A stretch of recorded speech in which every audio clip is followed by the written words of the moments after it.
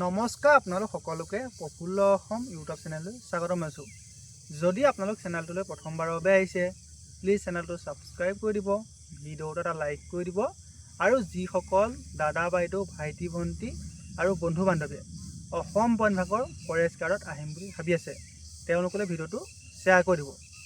আজি এইটো ভিডিঅ'ত আপোনালোকক জনাম যে ফৰেষ্ট গাৰ্ডৰ চিলেকশ্যন প্ৰচেছ কেনেকুৱা হয়। তাৰপিছত আপোনালোকৰ ফৰেষ্ট গাৰ্ডৰ যিটো মেডিকেল টেষ্ট, সেই মেডিকেল টেষ্টটো ফিজিকেল টেষ্টৰ আগত কৰা হয়নে পাছত কৰা হয়, আৰু ফৰেষ্ট গাৰ্ডত একাডেমিক মাৰ্ক দিয়ে নেকি, এই ভিডিঅ'টো সকলোখিনি কথা জনাই দিম। গতিকে ভিডিঅ'টো শেষলৈকে চাই থাকিব। এতিয়া আপোনালোকৰ অসম বন বিভাগৰ যিটো ফৰেষ্ট গাৰ্ড বনৰক্ষী পদ আছে তাৰ যিটো চিলেকশ্যন প্ৰচেছ, তাত টোটেল ষ্টেপ আছে 4টা। আপোনালোকৰ যিটো ফাৰ্ষ্ট ষ্টেপ সেইটো হৈছে ফিজিকেল টেষ্ট। ফিজিকেল টেষ্টত দুটা ইভেণ্ট থাকে, ৰানিং আৰু লং জাম্প, য'ত ল'ৰাসকলে 3200 মিটাৰ আৰু ছোৱালীসকলে 1600 মিটাৰ দৌৰিব লাগে। তাৰপিছত লং জাম্প ল'ৰাসকলে 16.5 ফুট মাৰিলে এক্সিলেণ্ট আৰু ছোৱালীসকলে 12 ফুট 10 ইঞ্চি লং জাম্প মাৰিলে এক্সিলেণ্ট। এতিয়া আপোনালোকৰ বহুতৰে যিটো প্ৰশ্ন সেইটো হৈছিল যে ফৰেষ্ট গাৰ্ডত আপোনালোকৰ প্ৰথম মেডিকেল টেষ্ট নে ফিজিকেল টেষ্ট হয়।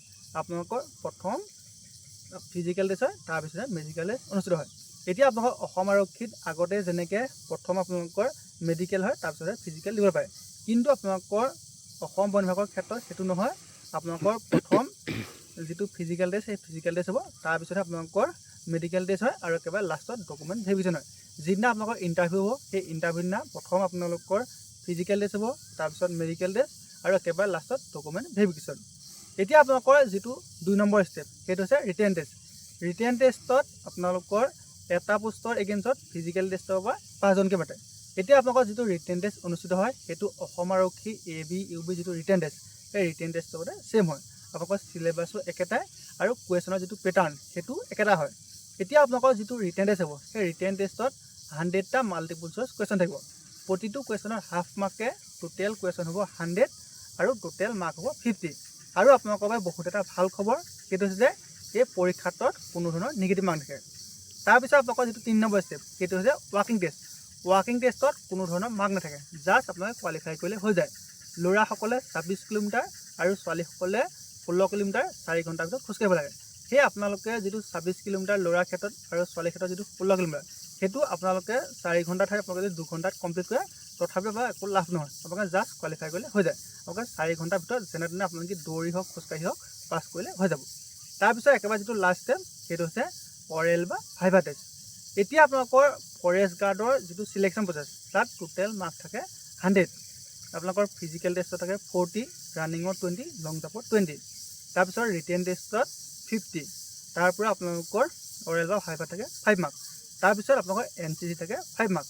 এতিয়া যিসকলৰ NCC C চাৰ্টিফিকেট আছে তেওঁলোকে 5, B থকাসকলে 3 আৰু যিসকলৰ A চাৰ্টিফিকেট আছে তেওঁলোকে 2 মাৰ্ক লাভ কৰিব। এতিয়া আপোনালোকৰ বহুতে মোক সুধি আছিল যে অসম আৰক্ষী UB ক্ষেত্ৰত যিটো একাডেমিক মাৰ্ক মানে হাই ছেকেণ্ডেৰী আপোনালোকৰ পাৰ্চেণ্টেজৰ পৰা যিটো মাৰ্ক দিয়ে সেইটো ফৰেষ্ট গাৰ্ডৰ ক্ষেত্ৰত দিয়ে নেকি। আপোনালোকৰ ফৰেষ্ট গাৰ্ডৰ ক্ষেত্ৰত কোনো ধৰণৰ মাৰ্ক নিদিয়ে। আপোনালোকৰ ফৰেষ্ট গাৰ্ডত কোনো ধৰণৰ এক্সট্ৰা মাৰ্ক নাই, মাত্ৰ আপোনালোকৰ NCCতে মাৰ্ক আছে। এতিয়া আপোনালোকৰ ফৰেষ্ট গাৰ্ডৰ ক্ষেত্ৰত যদি আপোনালোকৰ কম্পিউটাৰ চাৰ্টিফিকেট থাকে তথাপি আপোনালোকৰ কোনো ধৰণৰ লাভ নহয়, আপোনালোকৰ ইণ্টাৰভিউত কম্পিউটাৰ চাৰ্টিফিকেট নলয়। তাৰপিছত আপোনালোকৰ স্পৰ্টৰ চাৰ্টিফিকেট থাকিলে আপোনালোকৰ স্পৰ্ট কোটাত পাব, কিন্তু আপোনালোকৰ কোনো ধৰণৰ মাৰ্ক নাপায়।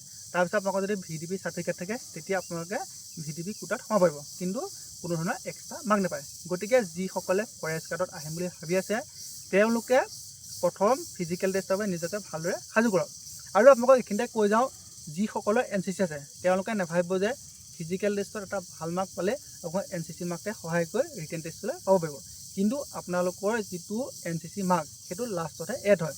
আপোনালোকৰ যদিহে ধৰি লওক ফিজিকেলৰ মাৰ্ক কম থাকে আপোনালোকৰ ফিজিকেলৰ দিনাই NCC মাৰ্কটো ধৰিব, কিন্তু আপোনালোকৰ একেবাৰে লাষ্টতে এড হয়। গতিকে আপোনালোকৰ প্ৰথম ফিজিকেল টেষ্টৰ ওপৰত নিৰ্ভৰ কৰি ৰিটেনলৈ মাতিব, আৰু আপোনালোকৰ ফিজিকেল ৰিটেন দুয়োটাই মিলাই ভাইভেল মাতিব, আৰু ভাইভাৰ পাছতহে আপোনালোকৰ NCC মাৰ্কটো আপোনালোকৰ এড হ'ব। গতিকে আপোনালোকৰ যিসকলে ফৰেষ্ট গাৰ্ডত যাম বুলি ভাবি আছে তেওঁলোকৰ NCC থাকি লওক বা নাথাকক, আপোনালোকে প্ৰথম ফিজিকেলৰ বাবে নিজকে ভালদৰে সাজু কৰক, কিয়নো ফৰেষ্ট গাৰ্ডত বেলেগকৈ কম্পিটিশ্যনটো বেছি হয়।